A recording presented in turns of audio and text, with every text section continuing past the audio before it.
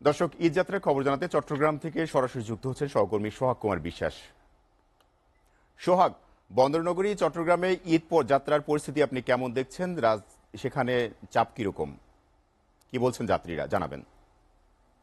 রানা, আমি এখন আছি চট্টগ্রাম রেলওয়ে স্টেশনে। সকাল থেকে এখানে ছিলাম, তবে সকাল 7টা থেকে কিন্তু ঈদ যাত্রার যে মানুষের যে ভিড়, সেই ভিড় কিন্তু রেলওয়ে স্টেশনে শুরু হয়। যদিও সেই ভিড় কিন্তু এখন নাই।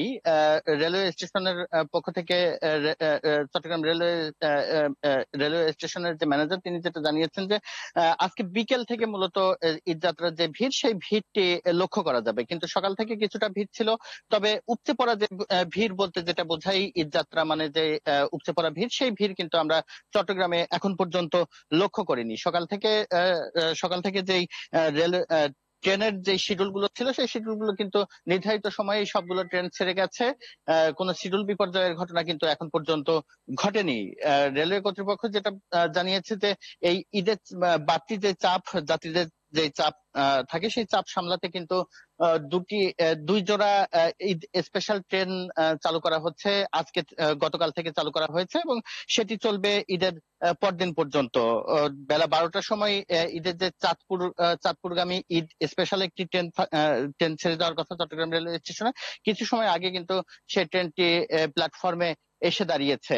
এর বাইরে যে বাস স্টেশন গুলোতেও কিন্তু সেরকম ভিড় আমরা লক্ষ্য করিনি। চট্টগ্রামের দামপাড়া, অলংকার, একেখান সহ বেশ কয়েকটি বাস কাউন্টার গুলো আমরা ঘুরেছি, কিন্তু সেভাবে ঈদের যে ভিড়, সেই ভিড় কিন্তু এখন পর্যন্ত আমরা লক্ষ্য করিনি। সবাই বলছে যে বিশেষ করে যেহেতু এবার সাপ্তাহিক ছুটি মিলিয়ে একটা লম্বা ছুটি পড়ে গেছে, সেজন্য আজকে বিকেলে অফিস আদালতের যে সময়, সে সময়েও কিন্তু আজকে কর্মদিবস শেষ হচ্ছে এবং আজকে বিকেল থেকেই এই চাপ বাড়বে এবং আগামী কাল, পরশু এবং তারপর দিন পর্যন্ত কিন্তু এই ঘরমুখো মানুষের যে চাপ, সেই চাপ সে চাপ লক্ষ্য করা যাবে। এবং পুলিশ প্রশাসনের পক্ষ থেকে বলা হয়েছে যে চট্টগ্রাম থেকে প্রায় 40 লাখ মানুষ কিন্তু এবার ঈদে শহর ছাড়বেন বলে এমনটি জানানো হয়েছে। তো রানা, এই ছিল চট্টগ্রাম রেলওয়ে স্টেশন থেকে সবশেষ।